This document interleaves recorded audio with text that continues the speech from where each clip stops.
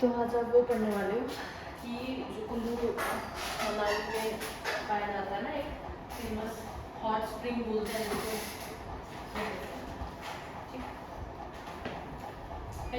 Hot spot volcanoes, hot spot volcanoes.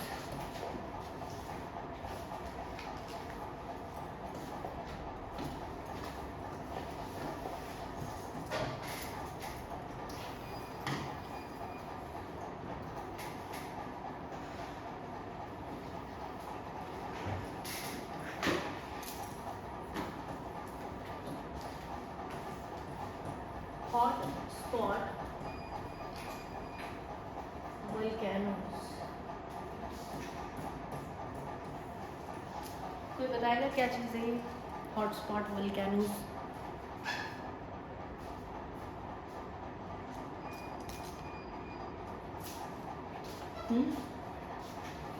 Plate tectonic theory सबने पढ़ी है ना?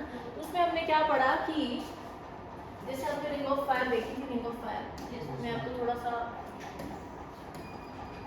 पिक्टोग्राफी भी दिखा देती हूँ कि हॉटस्पॉट वोल्केनो क्या है। हॉटस्पॉट जो वोल्केनो है, ये वर्ड ऐसा है जिसने जो प्लेट टेक्टोनिक थ्योरी थी उसका एक तरीके से ड्रॉबैक है। ये ड्रॉबैक समझते हो? जो प्लेट टेक्टोनिक थ्योरी ने बताया था ना, उसको इसने थोड़ा सा अपोज किया। यानी कि प्लेट टेक्टोनिक थ्योरी में हमने क्या पढ़ा है कि वोल्केनिक इरप्शन कैसे होती है, जब क्या होता है एक प्लेट से दूसरी प्लेट टकराती है, चाहे वो कॉन्टिनेंट से कॉन्टिनेंट की टकरा रही है, कॉन्टिनेंट से ओशन की टकरा रही है, ओशन से ओशन की टकरा रही है।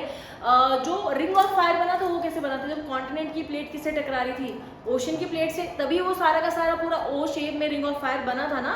यही कहती है ना प्लेट टेक्टोनिक थ्योरी की वोल्केनिक इरप्शन केवल तभी होगी जब एक प्लेट, खास करके ओशन प्लेट जो है वो किसमें धसे, चाहे कॉन्टिनेंट में चाहे ओशन की प्लेट में। यही पढ़ा था हमने।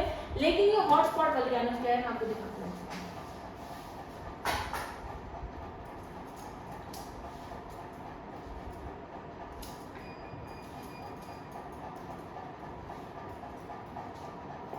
देखो सारे यूपीएससी वाले टॉपिक हैं, सीधा हॉटस्पॉट वोल्केनो यूपीएससी आता है, लिखा हुआ भी। मेंटल ब्लूम्स भी बोलते हैं, मैं बताती हूँ क्या होता है, एक बार मेरे को दिखाने दो आपको। ये इस फोटो से ज़्यादा बेटर समझ आएगा।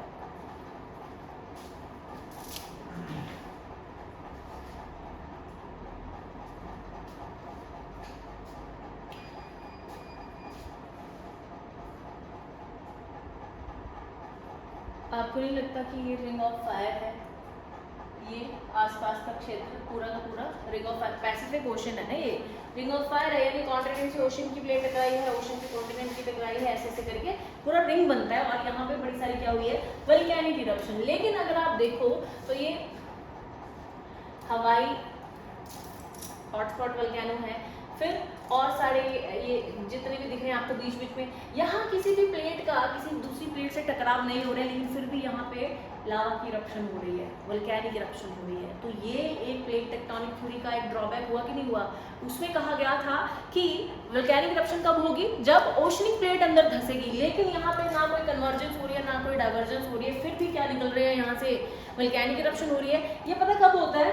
ये तब होता है जब आपको याद होगा ऐसे अर्थ बनाई थी हमने, है ना? ऐसे ये ऊपर का मान लीजिए ये लिथोस्फीयर है, लिथोस्फीयर के बाद क्या बनाया था हमने यहाँ पे? एस्थेनोस्फीयर बनाया था। फिर ये मान लो ये आउटर कोर है और ये इनर कोर है। आउटर कोर याद है आपको? लिक्विड स्टेट में था, उसके बाद का थोड़ा थोड़ा मेंटल वाला एरिया रख लो, ठीक है? तो कई बार ऐसा होता है कि ये आउटर कोर जो है ये इतना ज्यादा किसी किसी जगह पे इतना ज्यादा हाई टेम्परेचर पे होता है। कन्वेक्शनल करंट याद है आपको? मैंने आपको एक रॉड वाला एग्जांपल दिया था कि नीचे से जब कन्वेक्शनल करंट राइज करते हैं तो ऊपर के एरिया को काफी गर्म कर देते हैं। तो ये यहाँ से कई बार इतना गर्म हो जाता है लावा मैग्मा कि यहाँ से मूव करता हुआ ये यहाँ पे निकल आता है अपने आप, ठीक है? अब ये इसने अंदर से आउटर कोर से जगह बनाई है यहाँ तक पहुंचने के लिए। तो क्या लगता है आपको ये कौन सा लावा होगा जो हॉटस्पॉट वोल्केनिक इरप्शन में निकल रहा है? कौन सा लावा होगा ये जिसने अपनी जगह बनाई है बड़ी इजीली? बेसिक लावा। एसिडिक लावा तो ठीक है ना, वो तो नहीं निकल पाएगा। तो ये कौन सा वाला लावा होगा? बेसिक लावा होगा और ऐसे स्प्रेड हो जाएगा। तो इसमें या तो शील्ड कोन्स बनेंगे, और शील्ड कोन्स जब बड़े सारे बन जाए तो प्लेट्यू बन जाता है, ठीक है? या तो शील्ड कोन्स बनेंगे या प्लेट्यू। समझ आई मेरी बात?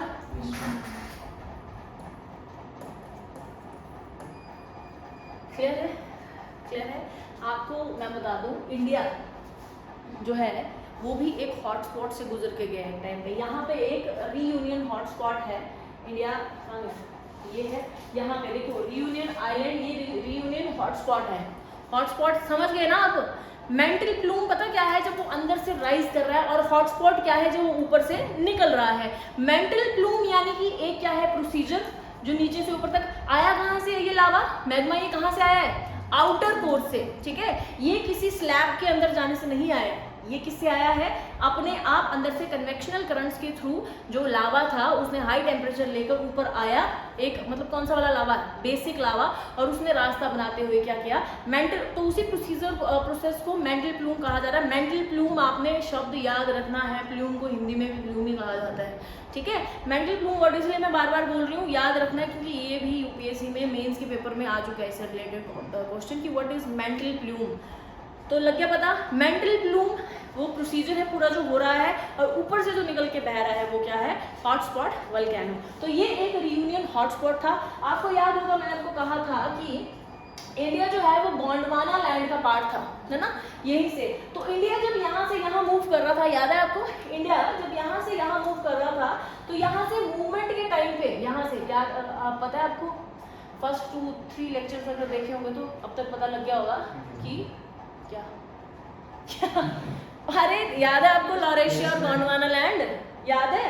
पहले ये पूरे कॉन्टिनेंट एक लैंड हुआ करते थे जिसे कहा जाता था क्या? पेंजिया। क्या कहा जाता था आर्यन? पेंजिया। पहले एक ही लैंड था ये सारा का सारा, ये साउथ अमेरिका, अमेरिका जो भी दिख रहा है आपको, ये अफ्रीका और ये सब कॉन्टिनेंट सारे एक लैंड था। फिर मैंने आपको कुछ थ्योरीज करवाई थी जिन्होंने बताया कि कैसे ये एक लैंड था पहले, जिसे क्या कहा जाता था? पेंजिया। और इसके आसपास का ये जो आज जिन्हें हम Pacific ocean, Atlantic ocean, Indian ocean, है ना, साउदर्न ओशियन ये कहते हैं ना, पहले ये एक ही ओशन हुआ करता था जिसे कहा जाता था पेंथलासा। याद है आपको? पेंथलासा कहा जाता था। फिर कुछ ऐसा हुआ कि वो एक लैंड दो लैंड में डिवाइड हो गया, एक थोड़ा सा साउदर्न हेमिस्फीयर में शिफ्ट हो गया, एक थोड़ा सा नॉर्थर्न हेमिस्फीयर में शिफ्ट हो गया। ऊपर वाले लैंड को कहा गया लॉरेशिया, नीचे वाले लैंड को कहा गया गोंडवाना। जो इंडिया था ना, जो आज नॉर्थर्न हेमिस्फीयर में जाके बैठा है, इंडिया आज नॉर्थर्न हेमिस्फीयर का पार्ट है ना, उत्तरी गोलार्ध का पार्ट है ना, इक्वेटर के ऊपर है ना इंडिया, नीचे तो नहीं है, पता है ना आर्यन इतना तो लेकिन पहले ये गोंडवाना लैंड का पार्ट था, यानी साउदर्न हेमिस्फीयर का पार्ट था। इंडिया ने यहाँ से पूरा ट्रैवल करके यहाँ तक गया है इंडिया, समझ रहे हो? गोंडवाना लैंड से होता हुआ कहाँ पहुंचा है? यूरेशियन प्लेट से टकराया है।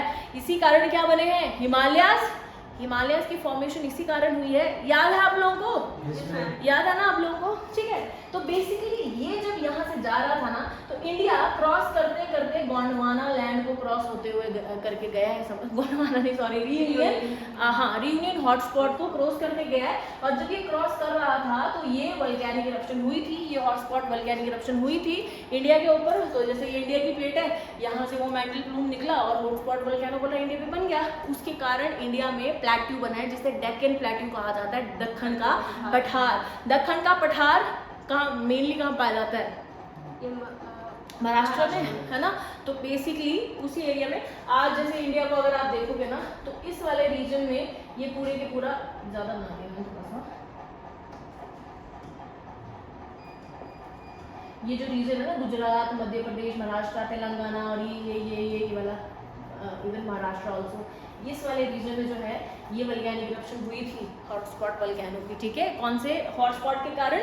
रीयूनियन के कारण। ठीक है, रीयूनियन आइलैंड भी बना है यहाँ पे, रीयूनियन उसी हॉटस्पॉट वोल्केनिक इरप्शन से यहाँ पे आइलैंड बन गया धीरे धीरे, समझ रहे हो? इससे पास होके गया जिसके कारण बना है क्या आपका डेक्कन।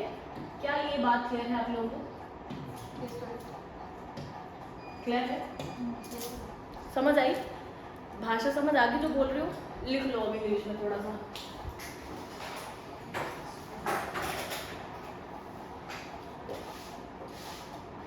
देखिए, a hotspot is a region. A hotspot is a region. A hotspot is a region within the Earth's mantle. Within the Earth's mantle. Mantle याद है ना? क्रस्ट mantle और कोर याद है? Within the Earth's mantle, from which heat rises from which heat rises through the process of convectional currents, through the process of convectional current। याद है convectional currents के बारे में, अगर आपको याद हो तो, कि ये राइज करते हैं नीचे से और टेम्परेचर को शिफ्ट करते हैं बेसिकली नीचे से ऊपर की ओर, through the process of convection.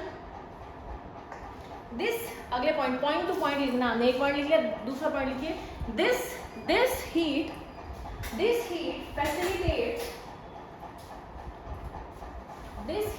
facilitate the melting of rock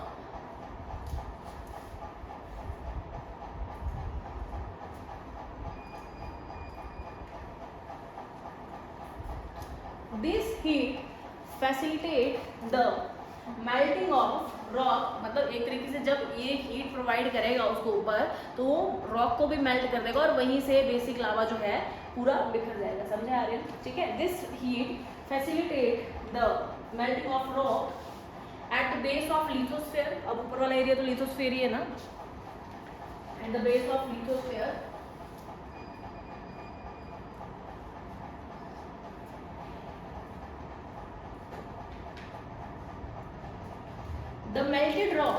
the melted rock, अगला पॉइंट है, the melted rock known as magma, the melted rock known as magma pushes through cracks in the crust,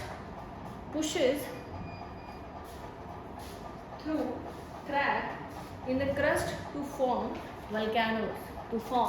volcanoes। Clear है? थोड़ा आपने NCERT से भी पढ़ना है। ये एनसीईआरटी का चैप्टर 3 याद है, 11th की एनसीईआरटी का चैप्टर 3। तो मैंने आपको कहा था कि उसमें आपने सिर्फ अर्थ का इंटीरियर पढ़ना है और साथ में 2-3 चीज़ें और बताई थी कि इंटीरियर कैसा है, फिर थ्योरीज वगैरह। अब उसमें एक चैप्टर ये भी है वोल्केनोज वाला, वो भी आप इजीली पढ़ सकोगे। ठीक है, अब आप वो पूरा चैप्टर कंप्लीटली पढ़ सकते हो। अगली हेडिंग डालिए, गीजर्स।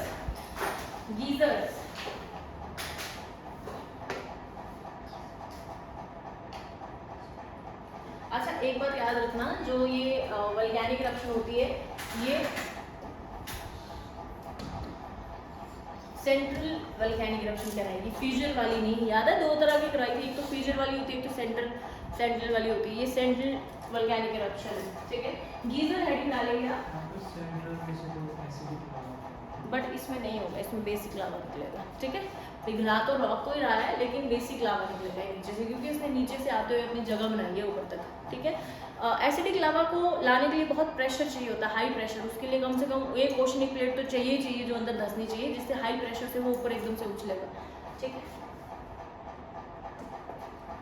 गीजर हेडिंग डालिए आप लोगों ने।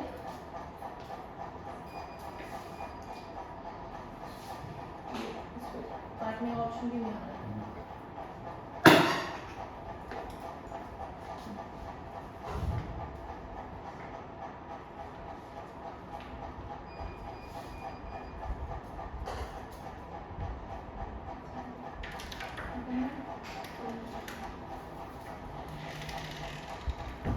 अब दूसरे वाले गीजर में बता दे, देखा बाथरूम वाले मुझे लगी रहा है।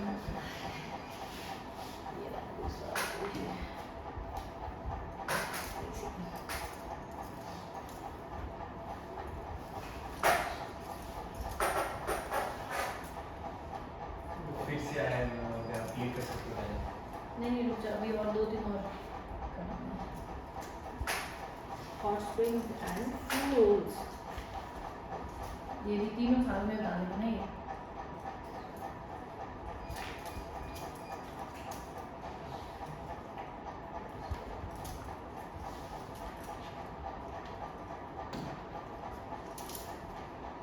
मतलब तीनों कुछ हद तक सेम होते हैं, मतलब थोड़ा सा डिफरेंस होता है। इसमें बेटर दिखाया गया ये, इसमें ये ज़्यादा बेटर है, ये वाला।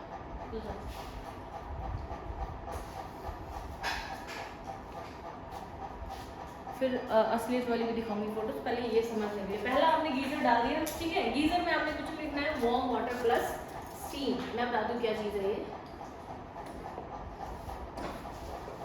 गीजर में ये लिखा तो है देखो, लिक्विड वाटर एंड स्टीम। देखो होता क्या है, कई बार जब अर्थक्वेक आते हैं, है ना, या वोल्केनिक इरप्शन हुई होती है कहीं पे, तो कई बार पृथ्वी के अंदर वो दरारें रह जाती हैं जो कि खाली रहती है। तो होता क्या है कि जब बारिश होती है या आसपास लेक बनता है, कुछ भी ऐसी चीज बनती है, तो वो पानी सारा उन दरारों में चला जाता है। समझ रहे हो? मान लीजिए एक टाइम पे कभी एक जगह पे वोल्केनिक इरप्शन हुई है, वो दरारें रह गई अंदर। दरारें रहने के कारण हुआ क्या कि वो जो उसके ऊपर का पानी है, चाहे बारिश से गया हो, चाहे उसके ऊपर कोई लेक बन चुका है या कुछ बन चुका है, उसके कारण वो अंदर चला गया पानी। अब होता क्या है, ये तो हीट है ही नीचे, इसके कारण ये पानी क्या होगा, गर्म होगा। गर्म होने से होगा क्या, देखो जैसे ये गीजर है ना, ये गीजर है, इसमें होता क्या है, ये दरारें कुछ ऐसी है कि मान लो यहाँ पानी है, यहाँ भी थोड़ा, मतलब एक तरीके से सीधी दरार नहीं है, आसपास की दरारें भी है, ये भी है, ये भी है, तो यहाँ ये पानी थोड़ा रुक रहा है। इसके गर्म होने के कारण यहाँ स्टीम बनेगी। इसके कारण ये कुछ टाइम बाद क्या होगा, एक फाउंटेन की तरह ऐसे ऊपर, गीजर की तरह ऊपर जाता है, और साथ में इसके साथ वार्म वाटर के साथ क्या निकलती है, स्टीम। समझे मेरी बात, समझ गए?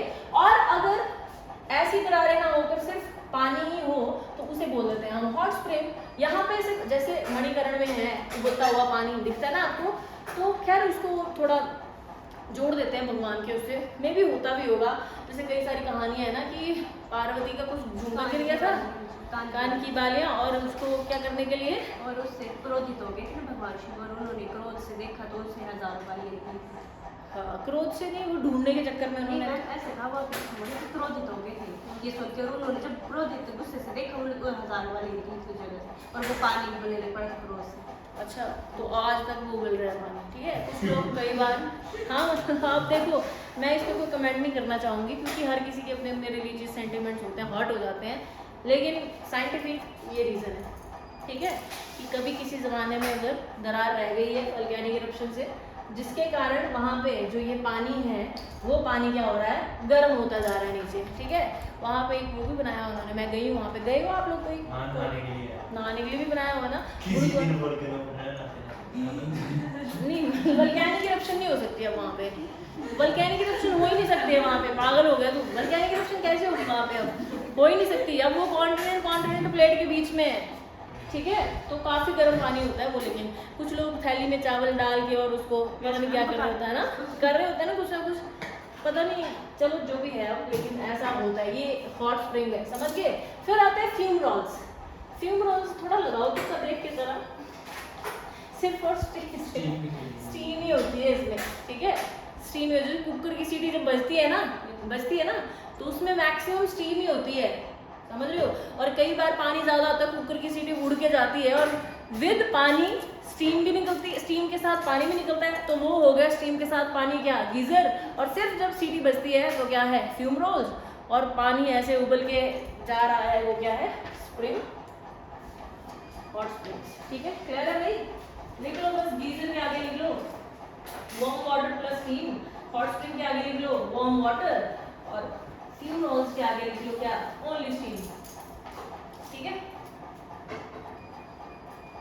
अभी तो है, थोड़ा थोड़ा ऐसे बना लो, थोड़ा बना लो ऐसा, इस डायग्राम को बना लो, इसमें लिखवाने वाला है नहीं कुछ भी, क्योंकि ये MCQ ओरिएंटेड क्वेश्चन होते हैं, ये आपको उसमें नहीं आ सकता है, मीन्स के उसमें आएगा भी तो मैं कुछ नहीं बोल सकती, बट ज़्यादातर MCQs बन सकते हैं इस क्वेश्चन से, ठीक है। ठीक है, अरे कुछ क्यों हो रहा है इतना, मणिकरण वाले उसका भी सोच सोच के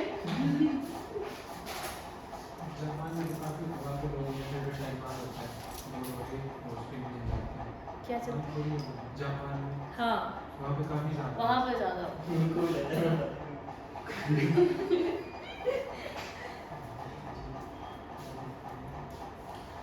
गीजर, पहले तो ये डायग्राम बनाओ सारे, जो खास करके HS वाले हैं वो, बाकी अगर नहीं बनाना चाहते तो कोई बात नहीं। तो इससे पहले किसी को पता था कि ये जो हॉट स्प्रिंग है मणिकरण में, इसका ये रीज़न है, पता था तुझे? अबे तुझे कैसे पता होगा, तू गए ही नहीं कभी, नहीं वैसे तो पता है ना मणिकरण कि वहाँ पे ऐसा कुछ है गर्म पानी का, ये वो तो पता था। हाँ वो तो पता था, लेकिन ये पता था कि क्यों है, वो पूछ रही हूँ मैं। हाँ, फिर कैसे आंसर रहा था? ये ना शिव जी ने मुझसे देखा। हाँ बालियाँ और इतनी सारी बालियाँ निकल आएंगी। मैंने भी सुनी है ये कहानी, पता नहीं अब सच्ची है झूठी है। सच्ची होगी भगवान की है ना, झूठ बोलेंगे तो पाप लगेगा। आपको भी लगता है ऐसे डर पाप लगने का?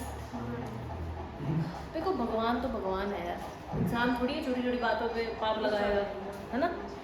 छोटी बात पे कि हाँ देखा ये चिकन दिखाया इसने आज, तो भगवान खुश हो जाएगा, है ना। भगवान भगवान है फिर वो इंसान नहीं हो जाएगा अगर ऐसी छोटी छोटी बातों पे। अच्छा मेरे बारे में ऐसा क्यों क्वेश्चन पूछ लिया इसने, लॉजिकल क्वेश्चन, मैं इससे नाराज हो जाऊंगा, अब मैं इसकी लात तोड़ के बताऊंगा।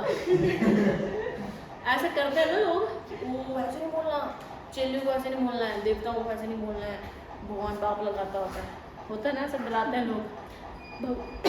भगवान भगवान है, इंसान थोड़ी है छोटी छोटी बातों पे। जैसे एक मंदिर है ना बदनी माता का, तो उस पर आई थिंक किसी ने कहा था कि बहुत ऊपर है, नहीं बहुत ऊपर नहीं, कुछ उन वहाँ के गांव के लोगों के बारे में किसी ने कमेंट किया। नहीं वो तो नहीं, वो चेला लोगों भेजा ना, जी, वो बट लोगों गांव के लोगों पे किसी ने कमेंट किया था कि कैसे इलिटरेट से पागल लोग। नहीं हाँ। कि जैसे बहुत वो करते हैं ये धमकाते हैं ये कि हम माता के गांव के लोग हैं तो हमें पहले सर्व किया जाए, और अपनी मर्जी से ले जाते हैं, खाने नहीं देते वहाँ के लोगों को, जैसे जो भी मटन बनी चटनी है। तो ऐसे बोला था कि कैसे लोग हैं, तो जो कि जेन्युइन एक रिएक्शन है यार कि ये अच्छी बात नहीं है ना। तो कहते हैं ऊपर से पत्थर गिरा था हम लोगों पे, पर बच गए थे। हाँ तो होता है ऐसा। उधर कभी जाना देखना आपकी उनको मतलब ये बोला था ना माता ने कि आपको कोई नॉलेज की कमी नहीं होगी, और होती नहीं है। सर्दी गर्मी जब मर्जी जाओ। नहीं बट फिर इसका मतलब ये है ना कि वो 5 मिनट के अंदर बांध के ले जाते हैं और बिना पूछे, जैसे आप लेते हैं। नहीं इतने भी गवार नहीं है, पूछ ही लेते हैं। जितने लोगों ने बोला है वो तो अपने यही कहा है कि जैसे अपने पूछ के इन द सेंस के पूछते नहीं, बताते हैं वो कि ऐसे से ये करना पड़ेगा, और कहते हैं सबसे पहले वही बैठ चलो। नहीं वैसा नहीं है, इकट्ठे बैठे हैं सारे, कोई ये जो सब झूठे वैसे कौन है यार? रिलेशंस है। अच्छा और कोई गया है बन्नी माता के मंदिर में? मैम मेरे तो वहीं पर मेरे घर के पास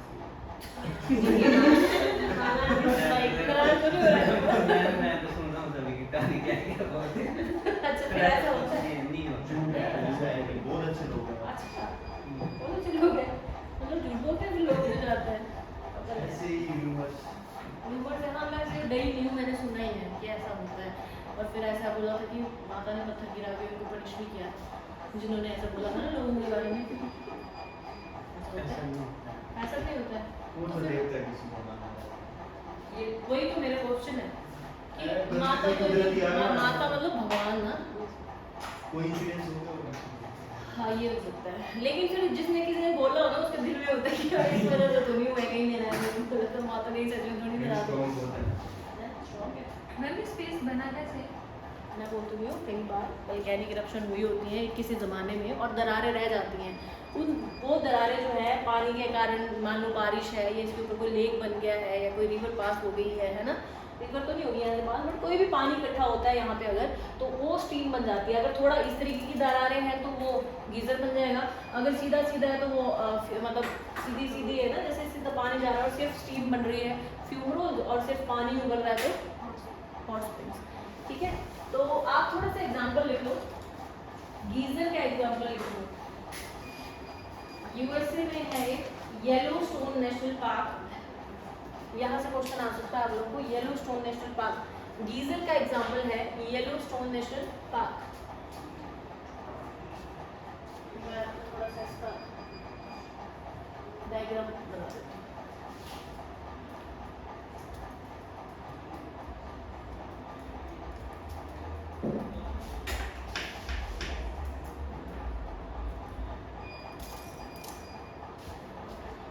येलोस्टोन नेशनल पार्क गीजर का है ये एग्जांपल, देखो स्टीम प्लस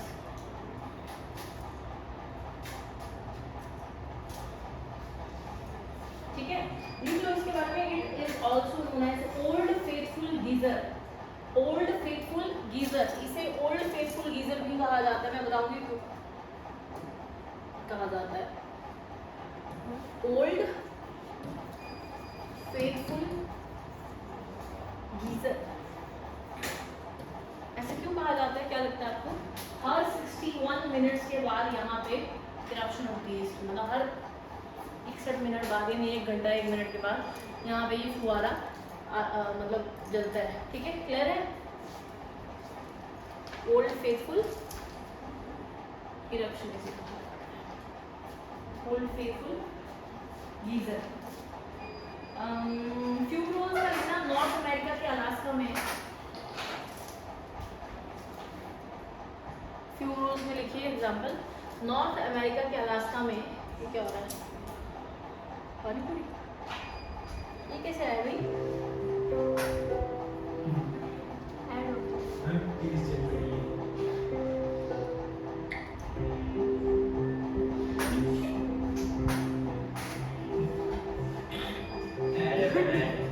अरे पागल, क्रॉस, आप लोग गेम लग रही ये मुझे समझ नहीं आया वो क्या रहा है। अब जाएगा कैसे ये? सही है लेकिन अच्छे लग रहे हैं देखने में गोलगप्पे।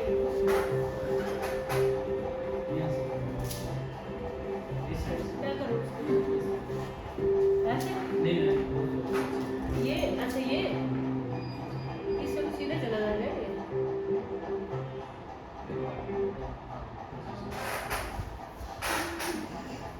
अलास्का में है, ठीक है, नॉर्थ अमेरिका में एक अलास्का जगह है, वहां पे लिख लीजिए कातमाई volcano mountain.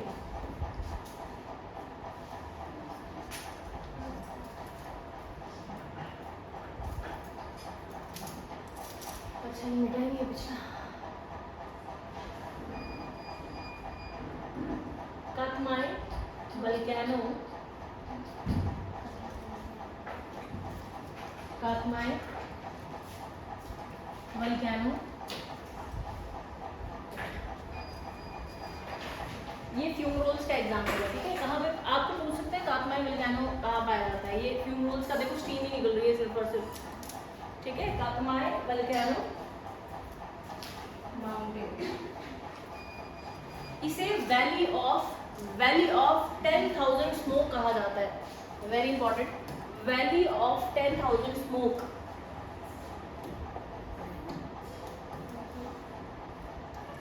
Valley of 10K smoke, valley of 10K smoke. Clear है भाई? अब आप 10th की एनसीईआरटी का 3rd चैप्टर कंप्लीटली पढ़ सकते हो। कंप्लीटली पढ़ के आओगे? कल पढ़ के आओगे? एक टॉपिक आपका खत्म हो चुका है। जो नेक्स्ट है वो कल स्टार्ट करें या आज ही कर देना स्टार्ट?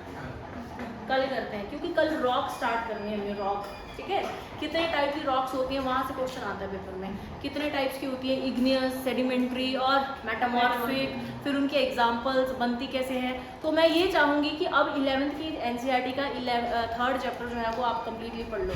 ठीक है, अब उसमें कोई ऐसी चीज़ नहीं है जो आपको नहीं पढ़ाई गई है, चाहे वो आपकी ये थ्योरीज हो, चाहे वो इंटीरियर ऑफ अर्थ हो, चाहे वोल्केनिक इरप्शन से रिलेटेड हो, चाहे कन्वर्जन डाइवर्जन हो, चाहे कोई प्लेट टेक्टोनिक थ्योरी हो, कॉन्टिनेंटल ड्रिफ्ट थ्योरी हो, ठीक है, चाहे वो मैग्नेटिज्म वाला हो कि अर्थ का कैसे मैग्नेटिज्म बनता है।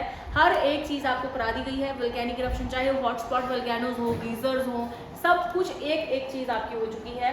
यानी ये काफ़ी इंपॉर्टेंट पार्ट है जो आपका कवर हो चुका है। ठीक है, अब अगर ये कवर हुआ तो लिथोस्फीयर और वो मत, सॉरी, आपका लॉन्जिट्यूड्स और लैटिट्यूड्स मत भूल जाना कि कितनी लाइंस है लैटिट्यूड्स की, कितनी लाइंस है लॉन्गिट्यूड्स की। और अगर ये याद रखा है तो ये मत भूल जाना कि टाइम कैसे हम पता लगाते हैं कि अगर 30 डिग्री ईस्ट में ये टाइम हो रहा है तो 45 डिग्री वेस्ट में क्या हो रहा होगा, और अगर वहाँ से प्लेन कोई उड़ के आ रहा है तो क्या टाइम होगा। समझ रहे हो? वो भी याद कर लेना। पढ़ते तो जा रहे हो आप लोग, लेकिन काफ़ी चीज़ें हैं जो हमने कवर कर ली हैं। सिलेबस के हिसाब से कोई 10% है जो अभी कवर हुआ है, लेकिन काफ़ी ज़्यादा चीज़ें हैं जो कवर करनी है। अभी बहुत कम है जो अभी तक कवर हुआ है। ठीक है, पढ़ के आएगा कल। कितने लेक्चर भेजिए आपने? पिछली बार के 3 ही हुए हैं तेरे से, तो एक छुट्टी नहीं थी, 3 दिन बाद आया तू। थोड़ा ज़्यादा पड़ा, मतलब बड़ा मुश्किल सब कुछ मिक्स। आपने कनिका कितने देख लिए? आपने देख ली कोशिश पिछली? देख लो ना, ये बीच में है एक आध का। हाँ जी, ज्योग्राफी कवर करी मैंने। तो तू क्यों वॉर कर रहा है भाई? मुझे तो ज्योग्राफी से